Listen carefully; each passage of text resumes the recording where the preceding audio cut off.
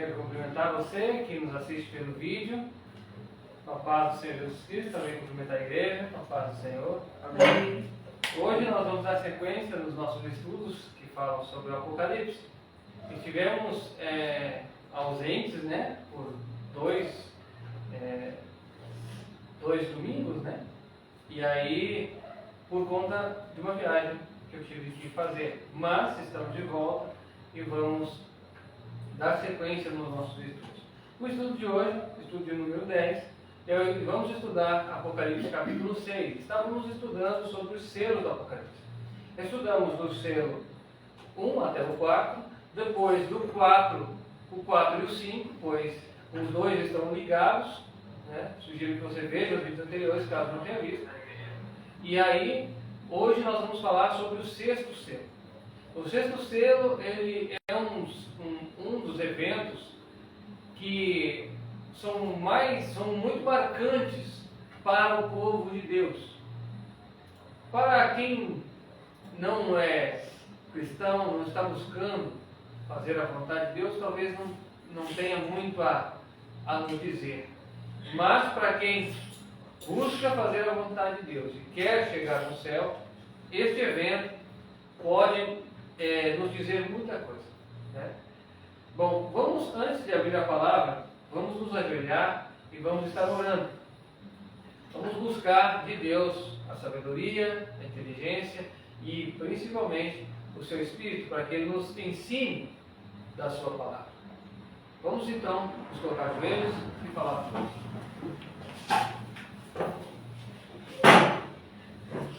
Senhor, meu Deus e Pai, te louvo e agradeço, Senhor, por mais uma vez o Senhor nos ter dado a oportunidade de poder estudar a Tua palavra. Amém. Senhor, primeiramente, queremos te louvar e agradecer pelos Teus cuidados e pela Tua bondade e grande misericórdia que tens tido para conosco. Amém. Senhor, peço perdão pelas minhas faltas, que o Senhor possa ter misericórdia de mim. E eu quero estar limpo diante de Ti e diante do Teu povo, ó Deus, para ministrar aquilo que o Senhor nos tem dado como luz do céu. Amém. Que o Senhor fale e não eu, Senhor. E que somente o Senhor hoje seja louvado. Amém. E que cada coração que vai ouvir, Senhor, esta mensagem, este estudo, possa assimilar e guardar no mais profundo do seu ser. Amém. Para que isso possa produzir frutos, ó Deus. Frutos de preparação, frutos de devoção a Ti e de entrega ao Senhor Jesus Cristo. Amém. Que o Senhor nos guie neste momento. Isso é o que te pedimos, em nome de Cristo Jesus. Amém. Amém.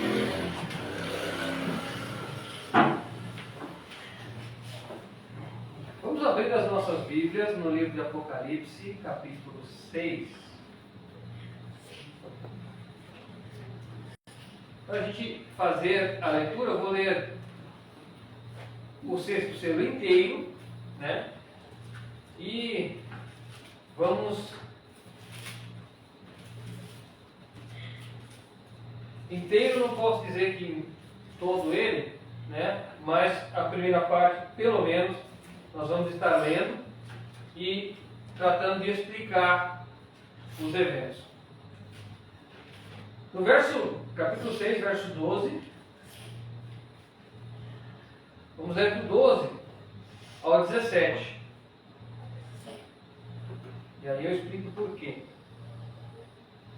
Diz assim: olhei, enquanto ele abria o sexto selo, houve um grande terremoto e o sol tornou-se negro como um saco de silício. E a lua tornou-se insane, as estrelas do céu caíram sobre a terra, como quando a figueira sacudida por um vento forte deixa cair os seus picos verdes. O céu recolheu-se como um pergaminho, como um pergaminho quando se enrola, e todos os montes e ilhas foram removidos dos seus lugares. Os reis da terra, os grandes chefes militares, os ricos, os poderosos, todo escravo e todo livre, esconderam-se nas cavernas e nos penhascos dos montes, e diziam aos montes e rochedos: caí sobre nós, e escondei-nos do rosto daquele que está sentado sobre o trono e da ira do Cordeiro, pois é vindo o grande dia da ira deles. Quem poderá subsistir? Ok. Como eu disse, o sexto selo ele tem muita importância para os crentes. Aí alguém pode dizer, mas não vai, a terra toda não vai estar em colapso? Como não diz respeito aos demais?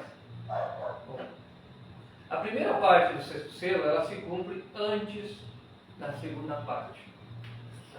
A Bíblia nos ensina algumas coisas por conceitos, outras por métodos didáticos, por assim dizer. E eu me explico. Tá? A primeira parte do sexto selo, onde é dito que há o terremoto, há também a lua de sangue, a chuva de estrelas, né? Chuva de estrelas cadentes ali. Essa primeira parte, ela acontece antes. A segunda parte, ela só acontece na vinda do Senhor Jesus Cristo. Tá? O céu enrolando-se, né? E os montes sendo abalados, as pessoas do mundo querendo se esconder da face de Cristo.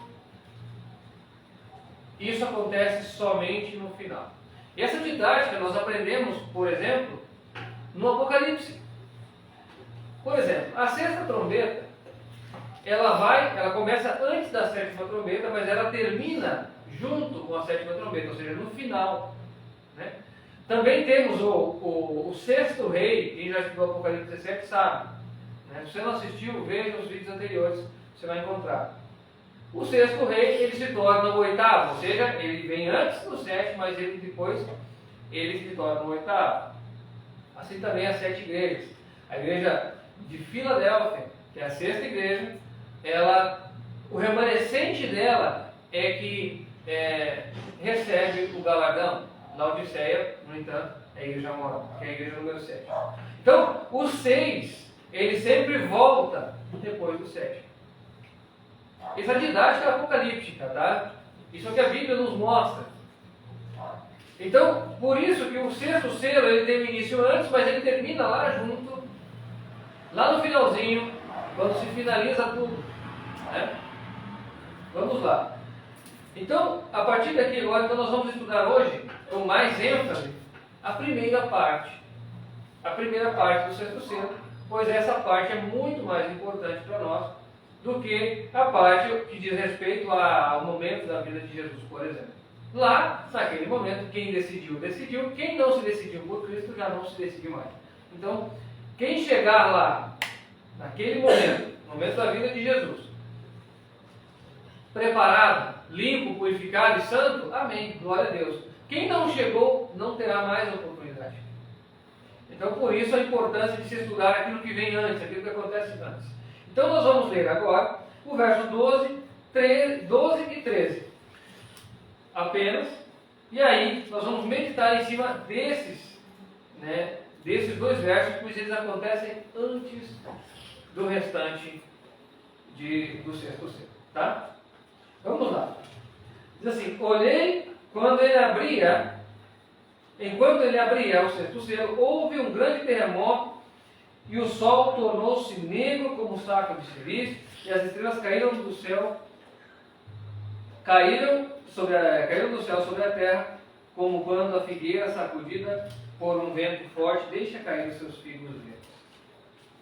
Ok. Pode abrir o Apocalipse Frustrado para nós, irmão? E aí nós vamos tratar de explicar isso aqui. Isso aqui, como isso vai acontecer. Verso 12, né?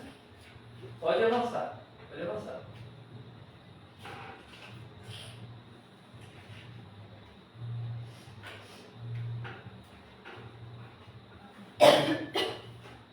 Quarto selo. Aí, quinto selo, próximo.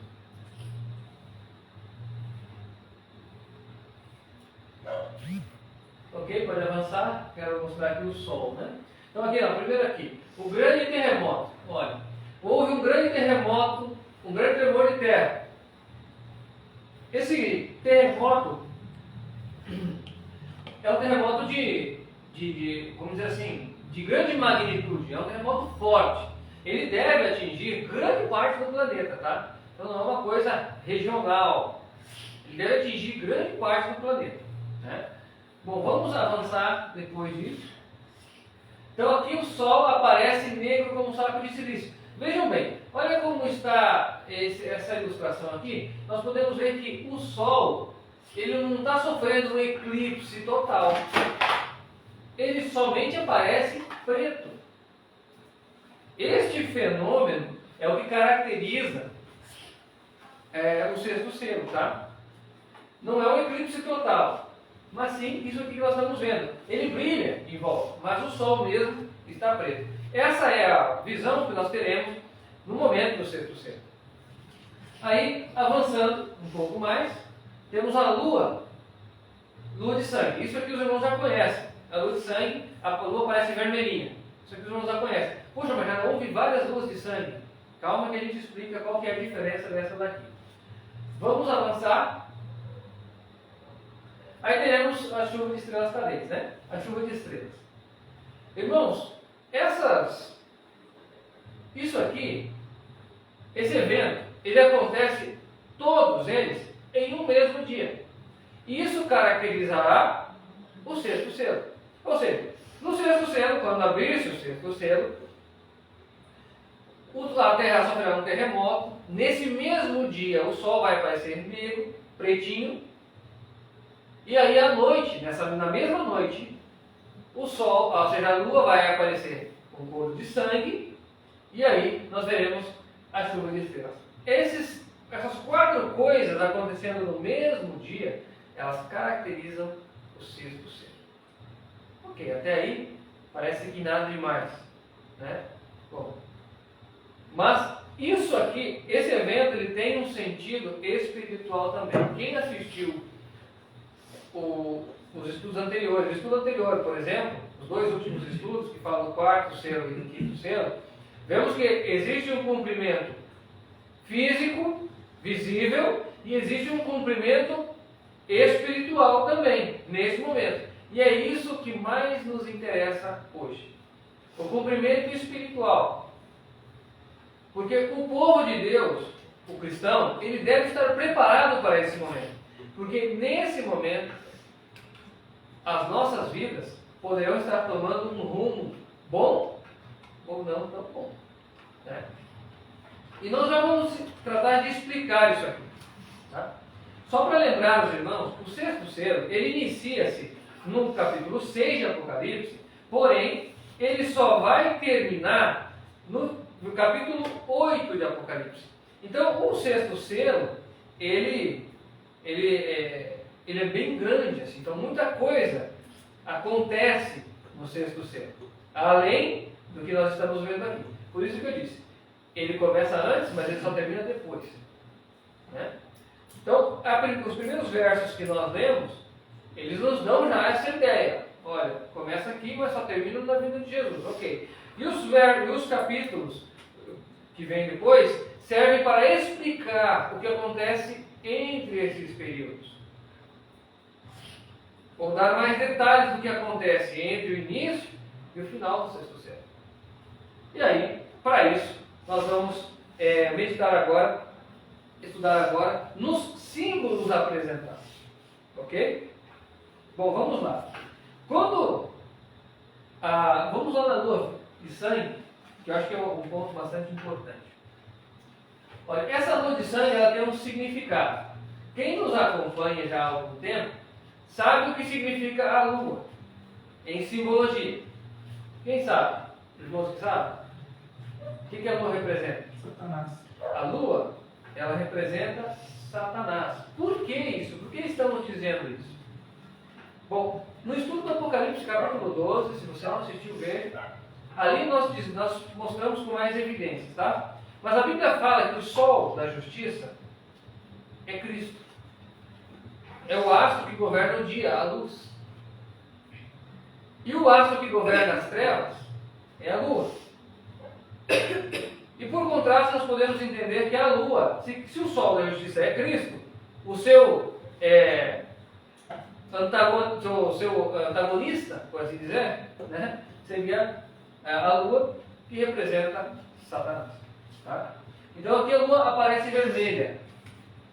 Aí o que isso tem a ver com Satanás? Bom, antes de responder essa pergunta, nós vamos ler no capítulo 8 de Apocalipse. Capítulo 8 de Apocalipse. E vamos ver algo que acontece, e aí depois nós vamos relacionar com esses símbolos.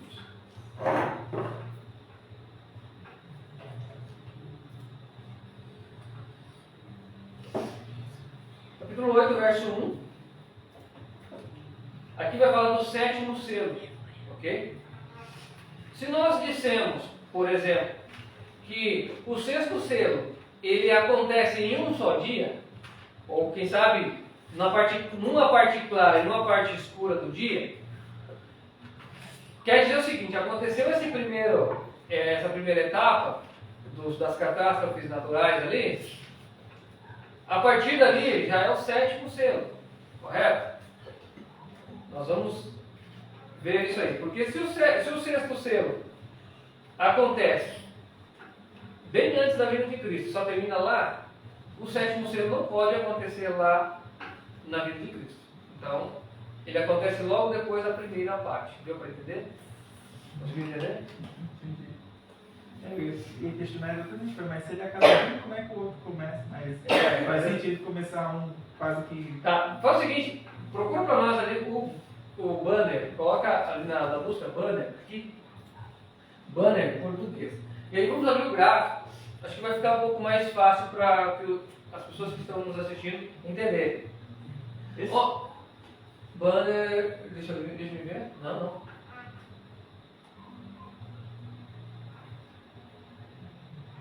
É banner, com N. Um N? Um N só? Sim, só um. Peraí. Aquele lá, é esse aí.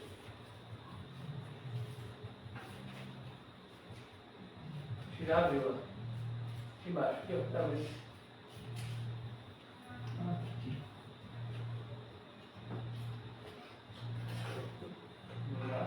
Então tá, amplia um pouquinho e leva a gente até o sexto selo, lá no amarelinho lá, perto do quinto selo.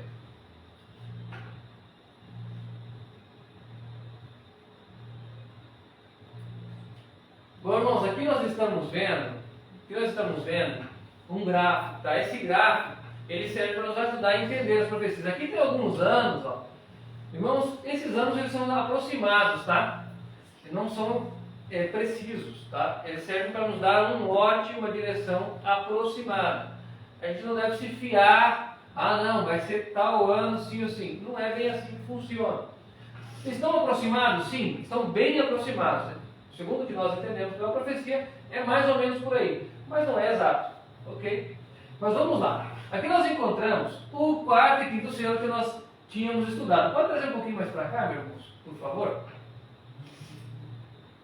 Aí, aqui tá bom. Então aqui, ó, nós encontramos o sexto selo. Você está lá embaixo, hein? Aqui nós encontramos o sexto selo, tá? O sexto selo ele acontece nesse período aqui.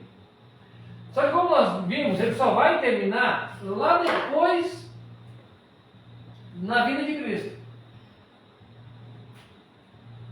Certo? Aqui na vinda de Cristo ele vai terminar, como nós vimos.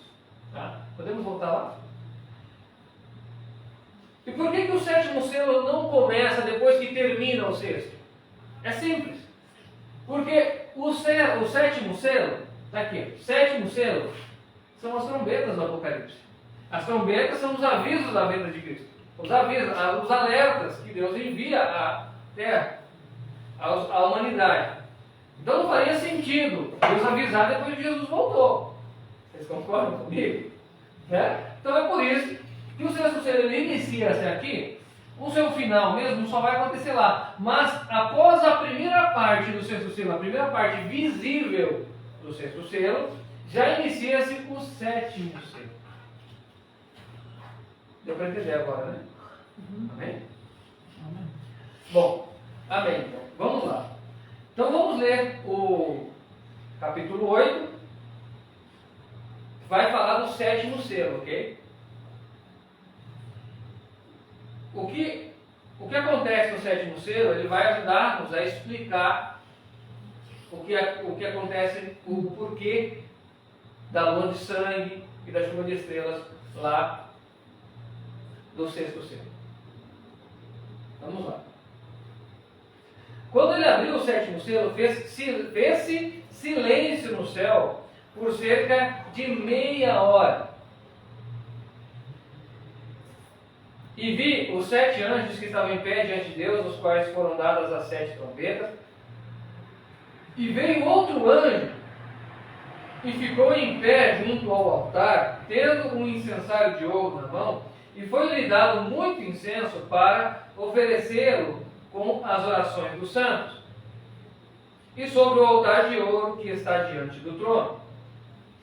E da mão do anjo subiu diante de Deus a fumaça do incenso com as orações dos santos. Então o anjo tomou o incensário, encheu do fogo do altar e lançou sobre a terra. E houve trovões, vozes, relâmpagos e terremotos. Então, para você que talvez me assiste pela primeira vez, tudo isso aqui parece não fazer muito sentido. Mas eu vou tentar contextualizar vocês.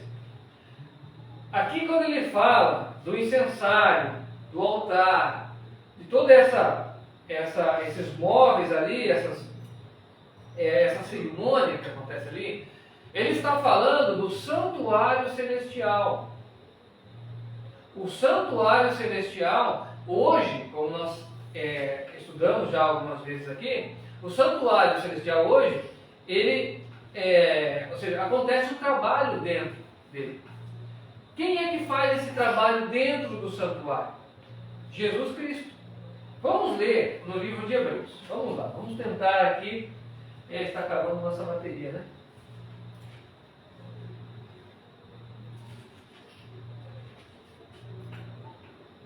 Hebreus capítulo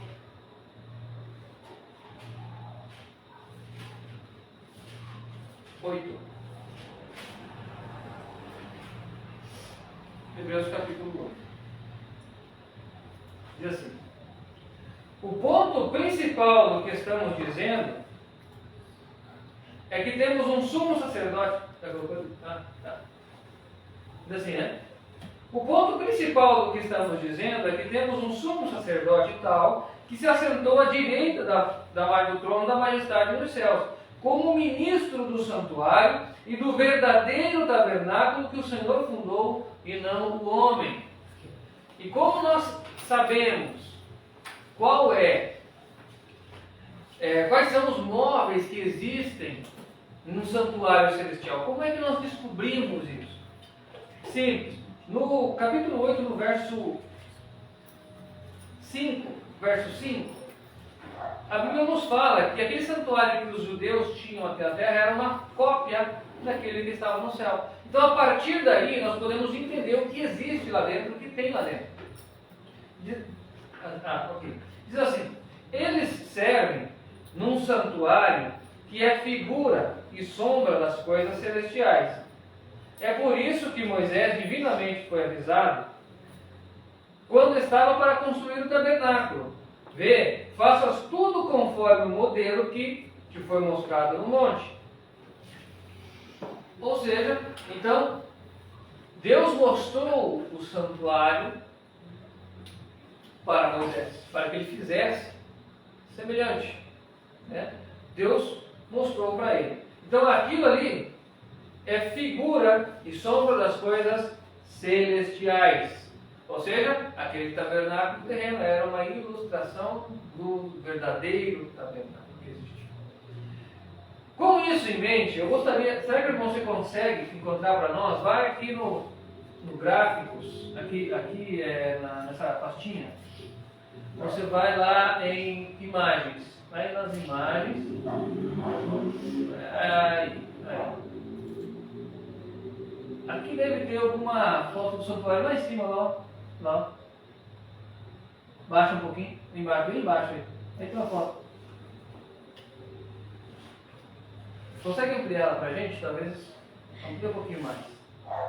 Aí. Então aqui nós estamos vendo, não sei se dá para ver no vídeo, tá? Não sei se vamos conseguir ver. Porque está um pouco... Olha, aqui temos o candelabro, né, de 7 braços, temos a mesa dos pães, temos o altar de incenso, e depois do véu no lugar santíssimo, bom, aqui é para o lugar santo, né? Aqui temos o candelabro, o altar de incenso, e ali temos a mesa dos pães. Pode colocar aqui para nós, meu irmão, por favor. Aqui nós temos a arca da aliança e os querubins, né? E dentro da arca da aliança nós temos a vara de Arão florescida, as 2 tábuas da lei e uma porção do maná. Também tem um propiciatório em cima da tampa ali. Então, isso aqui, irmãos, é o que é o templo. Então, quando ele fala que o anjo que está diante do altar, está falando do anjo que está ministrando. Como que era feita a ministração? Bom, o sacerdote entrava, o sacerdote tomava o sangue do animal que era morto pelo pecador, tomava o sangue daquele animal, levava para dentro do santuário e colocava nas pontas do altar, né? E também colocava ali no véu, aspergia no véu por vezes. Então, uma vez ao ano se fazia a expiação, que era simbolicamente o ato de apagar os pecados, tá? E aí, nesse ato, o sacerdote passava depois do véu, né, oferecia incenso, né, e pedia a Deus o perdão, né, e fazia-se a expiação pelos pecadores. Aqui, nesse altar, que se chama altar de incenso, se queimava, claro, como diz, incenso. O incenso, ele era um incenso aromático e tinha um cheirinho bom, e disfarçava o mau cheiro do sangue que era trazido aqui para dentro. Isso tudo tem um significado, nós não vamos entrar profundamente nisso, porque a gente ficaria muito tempo aqui. Mas, a grosso modo, se fazia uma intercessão. O sacerdote intercedia a Deus pelo povo, né? O sangue contaminado com o pecado ali no santuário representava o nosso pecado registrado lá, né? O incenso aromático representava a intercessão de Cristo por nós. E, bom, o incensário era um instrumento que o sacerdote usava para interceder, para interceder, né? Ele colocava o incenso ali e oferecia o incenso para que disfarçasse um pouquinho. Posso falar uma pergunta? Pode. Você falou a respeito do sacerdote aspergir o sangue na cortina do santuário uma vez no ano. Sim. Mas não era aspergido todo dia? Pelo que eu me lembro, não. Eu acho que tinha... Vamos ler. É que vai fácil. Vamos ler aqui. Levíticos.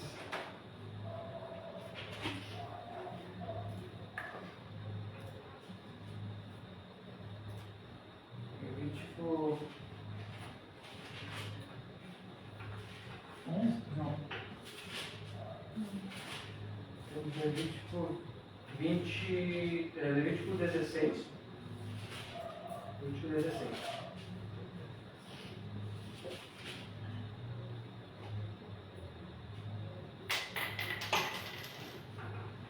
Versos...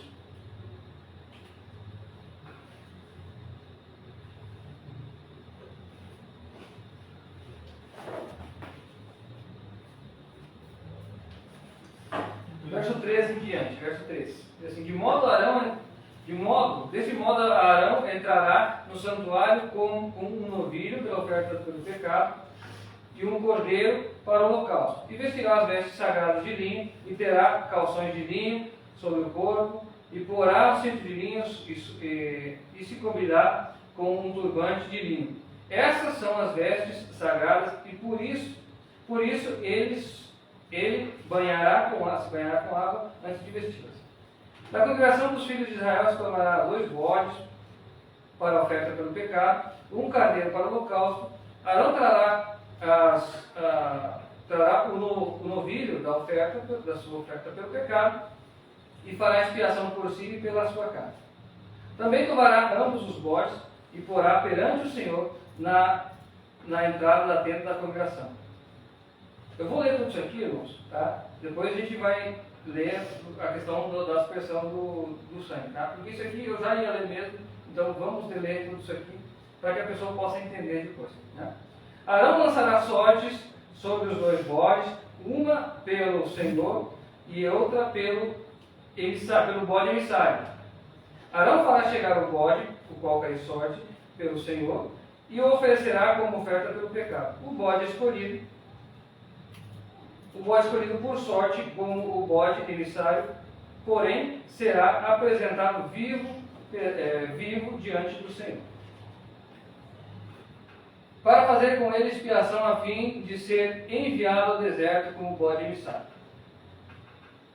Bom, aqui primeiro eu só quero explicar isso aqui eles traziam dois animais, né, e um era morto, o outro era enviado ao deserto para morrer.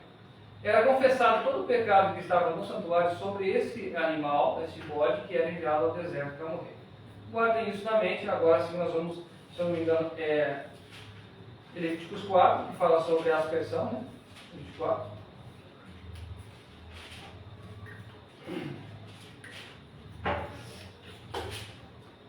(4:13) diz assim: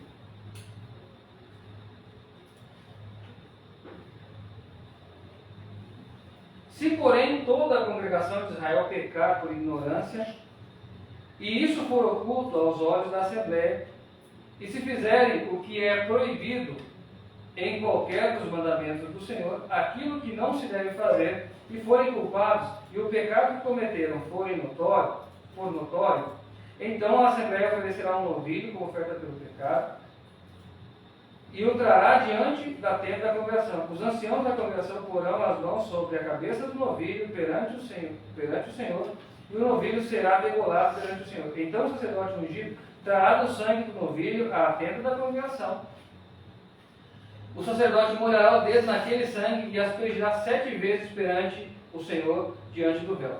Nós vemos que aqui, essa aspersão que é feita diante do véu é para um tipo de pecado específico, né? Quando ele fala aqui, ó, se porém toda a congregação de Israel pecar por ignorância, isso for oculto, etc., e se fizer o que é proibido em qualquer um dos mandamentos, né?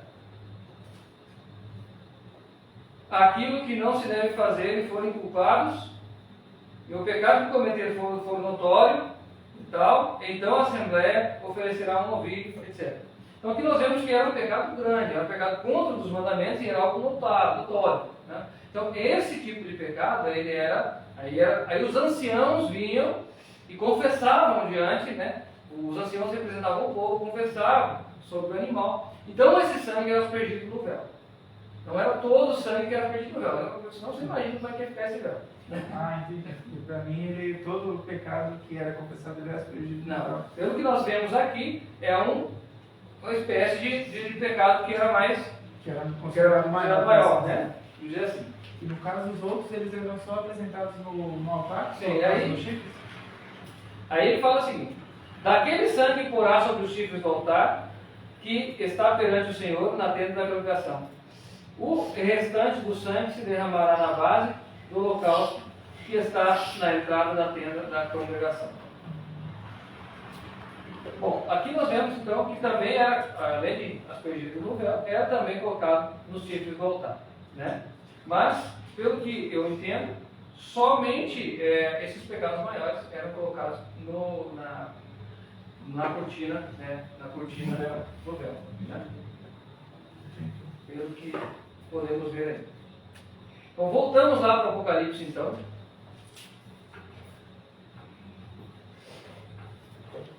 Antes de voltar, irmão, vamos ler verso 32 do capítulo 4. Diz assim, acho que vai ajudar a esclarecer também, tá?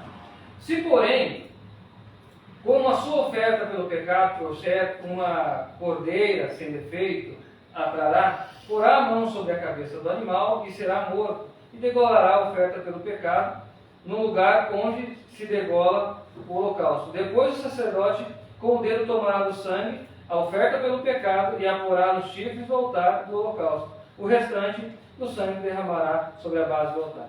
Então aqui nós vemos uma outra classe de pecado que ele só era colocado nos chifres do altar, não era aspergido na cortina também. Né? Qual pecado era esse aqui? Deixa eu só ver aqui qual que é.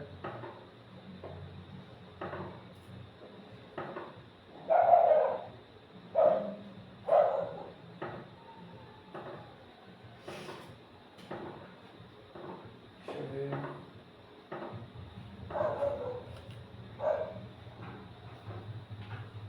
Aqui, verso 28. Quando o pecado que cometeu lhe for notificado, então trará.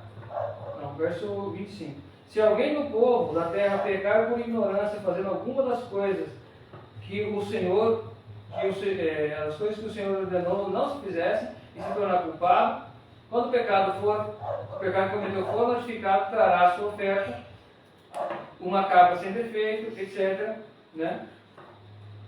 E aqui ele fala no verso 30, depois o sacerdote com o dedo tomará do sangue da oferta e porá sobre os chifres do altar, do holocausto, e o restante do sangue derramará à base do altar. Então aqui nós vemos como um pecado individual, ele era colocado só sobre os chifres.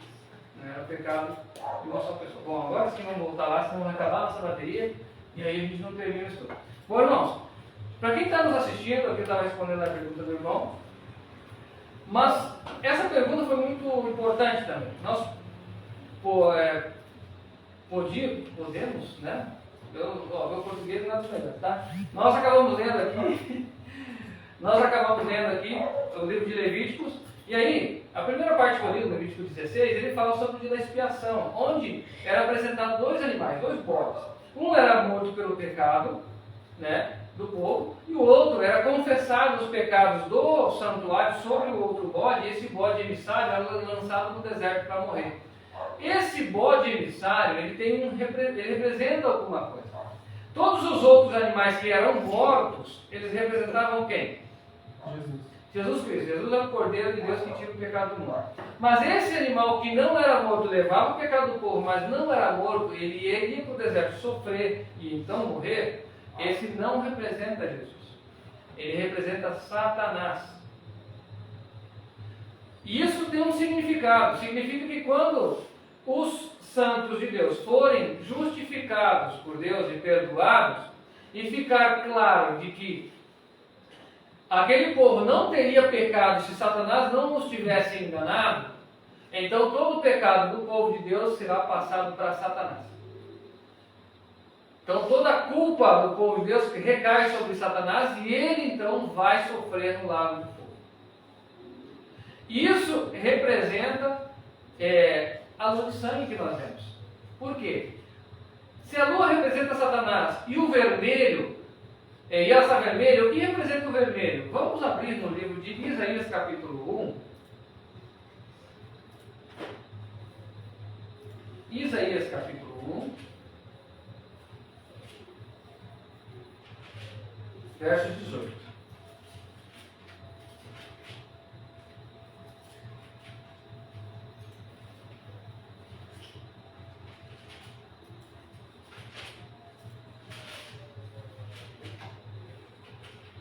Isaías capítulo 1, versículo 18, diz assim: Vinde, conversemos, diz o Senhor, ainda que vossos pecados sejam como a escarlata, eles se tornarão brancos como a neve. Ainda que sejam vermelhos como o carmesim, se tornarão como a branca lã. O pecado, a cor vermelha na Bíblia, ela representa o pecado. Então, se a lua nesse momento aparece na coloração vermelha, quer dizer que Satanás recebe o pecado de algumas pessoas. Aí você pode dizer, mas isso aí está meio assim. Bom, nós vamos ler então no Apocalipse novamente, Apocalipse capítulo 8, onde fala desse momento que acontece no céu lá. Então, Satanás quer dizer que Satanás recebeu o pecado, mas de quem? Então, vamos olhar aqui. Vamos ver no verso 5 do capítulo 8. Verso 5. Nós já descobrimos quem que é o anjo que está diante do altar, que está com o incensário na mão. Quem é? Jesus, sumo sacerdote, né, que está no santuário celestial, como nós lemos em Hebreus. Tá certo? Depois do anjo tomou o incensário. Será que é depois do anjo? Mesmo depois o anjo, né? Não, então o anjo tomou. Acho que essa tradução não está muito feliz, né? Então o anjo tomou o incensário, encheu do fogo do altar e lançou sobre a terra. E houve vozes, trovões, relâmpagos e terremotos. Se o incensário é o instrumento de intercessão que Jesus utiliza, simbolicamente, quando ele lança esse incensário sobre a terra, quer dizer que ele parou de interceder por algumas pessoas. Certo? Certo ou não?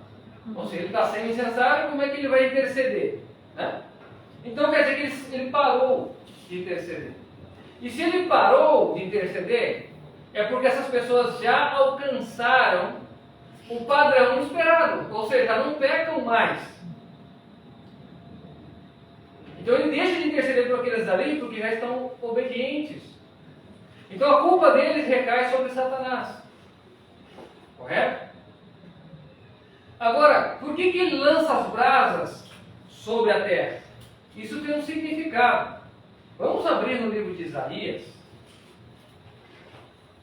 Quando ele lança as brasas, tem um significado bastante importante nós sabermos.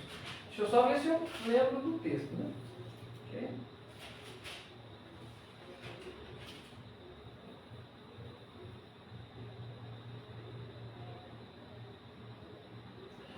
Isaías capítulo 6, verso 5. E aqui fala de um encontro que Isaías teve com o anjo do Senhor.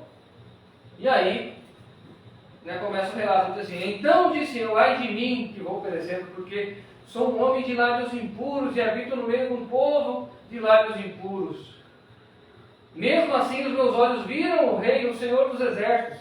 Então, um dos serafins, porém, voou para mim, trazendo na mão uma brasa viva que tirara do altar com uma tenaz. E com ela tocou a minha boca e disse: vê, isto tocou os teus lábios. A tua iniquidade foi tirada e purificado o teu pecado. Quando Jesus pega a brasa do altar e lança sobre a terra, juntamente com o incensário, onde aquelas brasas tocarem, será purificado o pecado. Certo? Será tirado o pecado. A iniquidade, a culpa. Então isso nos representa que, além de Jesus ter parado de interceder, quer dizer que aquelas pessoas foram santificadas. E a culpa delas recaiu sobre Satanás. Vejamos o que estamos lendo aqui. Pode colocar o gráfico para nós, meu irmão, faz favor, mais uma vez? O gráfico, o banner. Deve estar aqui. Daqui. Isso, aqui. Ó. Então aqui, irmãos, nós estamos no sexto selo, tá? O sexto selo, ele acontece... Pode deixar aqui. Só para ficar melhor, tirar do roxo, né? Ah, tá. O sexto selo, ele acontece, obviamente, antes do sétimo, né? Mas ele acontece 7 dias antes.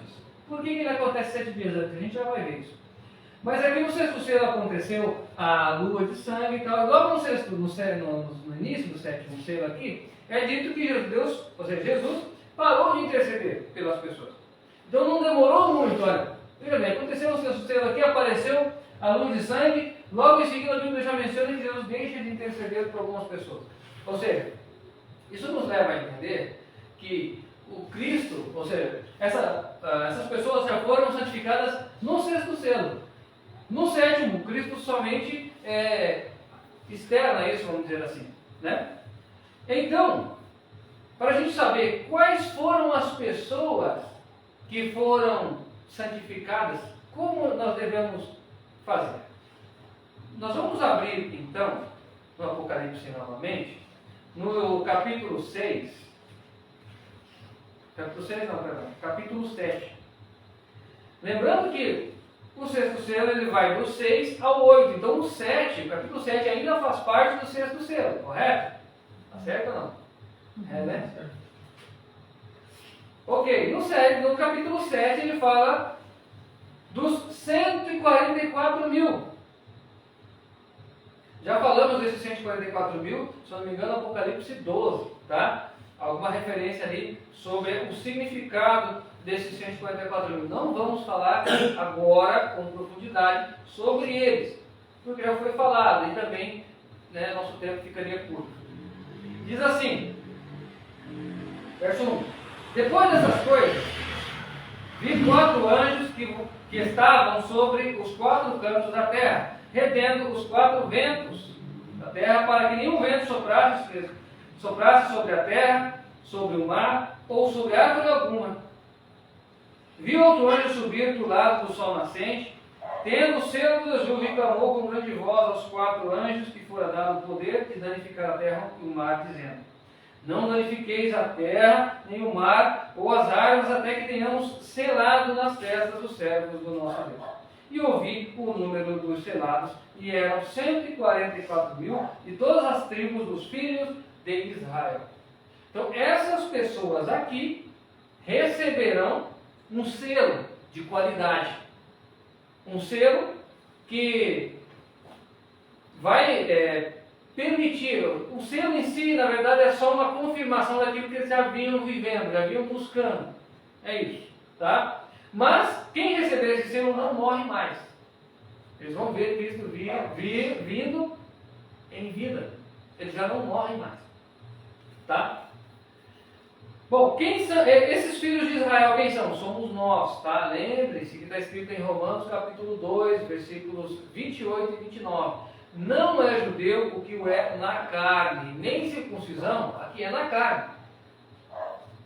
Mas a circuncisão aqui é no coração, no espírito, não na letra, cujo louvor não provém dos homens, mas de Deus. Então o judeu verdadeiro é quem aceitou Jesus e teve o coração transformado. Não é quem nasceu em Israel. Amém? Biblicamente falando. Aí, né, eu sei que tem outras vertentes aí, mas nós vamos entrar nesse mérito. Então, os 144 mil serão 12 grupos, né, de pessoas extraídas ou tiradas dentre o povo cristão verdadeiro. O povo que guarda os mandamentos de Deus e tem a fé em Cristo. Né? Então é isso. Então, esse povo aqui vai receber o selo. Pode voltar no gráfico lá, irmão, por favor? Aqui. Então, o povo que recebeu o selo no 6º selo, né, eles já não morrem mais. Então, o 6º selo ele nos mostra o momento do selamento dos salvos. Você já imaginou não ter que morrer, ver Cristo vindo em glória sem ter que passar pela morte? Bom, nós temos essa oportunidade. Isso é muito importante nós sabermos. Sabe por quê? Porque quem não for selado terá que pagar, ou seja, terá que selar a sua fé com o seu próprio sangue.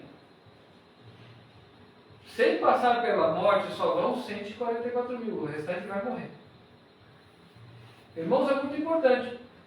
O 6º selo, além de ele ter a sua parte visível, ele nos prepara, ou seja, ele nos leva a nos preparar melhor e a pensar na nossa salvação e no nosso preparo.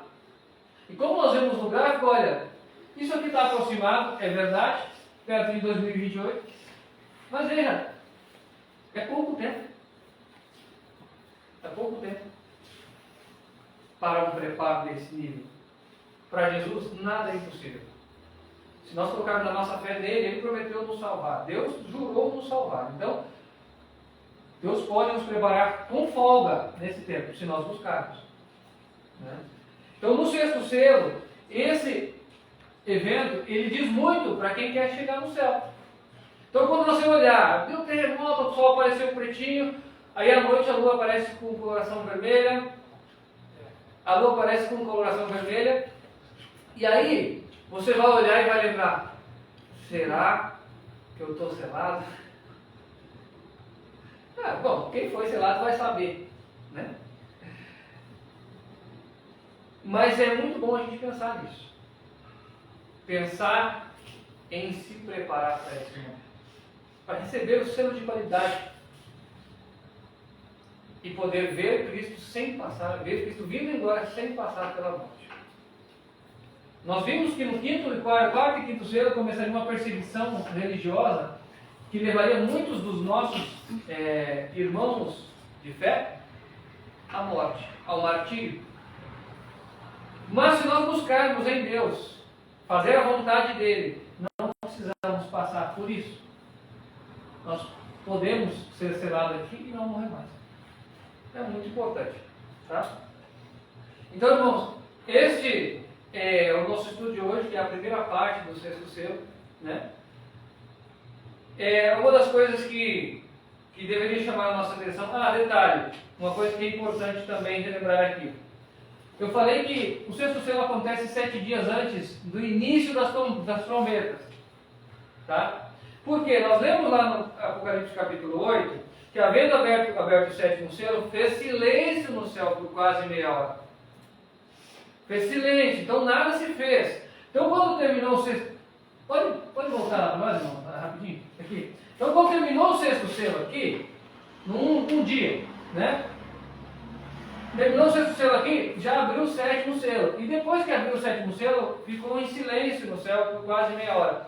Essa meia hora é uma meia hora profética. Tá? E aí, para a gente poder saber quanto ela equivale em tempos normais, nós temos que fazer o seguinte cálculo.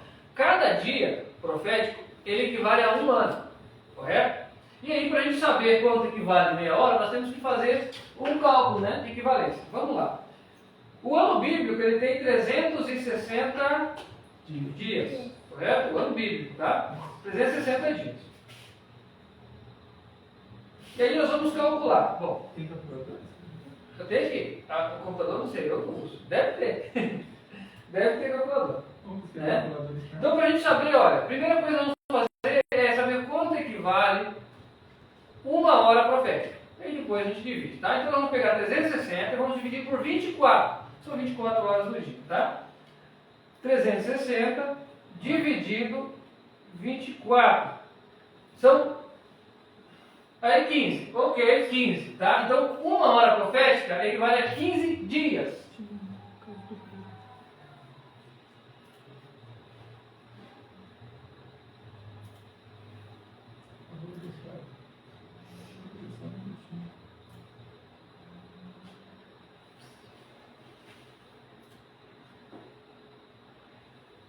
Vai lá, coloca lá. 360 dividir 24, ok. Temos 15, então 1 hora profética equivale a 15 dias. Lembra que a Bíblia fala quase meia hora? Tá? Então vamos lá, divide por 2 então essa 1 hora profética. Nós temos 7 dias e meio. Só que a Bíblia não diz meia hora, ela diz quase meia hora. Então nós podemos entender que são 7 dias. Porque 7 dias era o tempo de consagração do sacerdote. Tá? Então é por isso. Então tudo tem uma ligação. Então, pode voltar aqui para o gráfico, meu irmão, muito obrigado. Então, aconteceu o sexto selo, um dia. Logo depois já o sétimo. Ok, abriu o sétimo selo, mas não acontece nada. Somente após 7 dias começam-se a tocar as trombetas. As trombetas do Apocalipse são eventos naturais, teoricamente naturais. Pode baixar aqui. Baixa aqui para baixo, aqui que tem algumas informações só para... Mais, até aparecer a imagem aqui, ó. Então aqui nós podemos ver, né, são meteoros, né, incêndios, tsunamis, coisas que vão acontecer nas trombetas do Apocalipse. Serão avisos. Então 2 coisas você deve se lembrar quando vir o sexto selo. Você vai vir e vai lembrar do selo de Deus. E você também vai lembrar que 7 dias depois daquilo, depois desse momento, virão esses eventos aqui que hão de abalar o mundo. Amém, meus irmãos? Bom, esse é o nosso estudo de hoje, falando sobre o sexto selo, da parte principal do sexto selo. Se você ficou com alguma dúvida com relação ao que nós mencionamos aqui, você pode comentar aí abaixo. Você pode também entrar em contato pelo WhatsApp, que vai estar na descrição do vídeo, né, depois. Não do vídeo do YouTube, tá? Não do vídeo do Facebook, mas do YouTube. Aí no Facebook você pode comentar aí abaixo que a gente vai responder na medida do possível. Pode perguntar, não precisa ter vergonha. Amém? Então, eu sei que aqui nós colocamos o básico para que as pessoas possam entender, né? Outras coisas mais profundas não convém. colocar aqui, porque só iria complicar mais. Mas acredito que deu para que os irmãos pudessem entender o sentido, né, do sexto selo na sua parte física e também espiritual. Amém, meus irmãos? Então, para nós resta o seguinte apelo. Queremos nos preparar para este momento? Bom, eu sim. Espero que cada um de vocês também. Lembrando que esse preparo só vem através da fé em Cristo Jesus. Amém? Sem Cristo, nada podeis fazer. Mas tudo podemos em Cristo que nos fortalece. Amém? Vamos nos ajoelhar e vamos falar.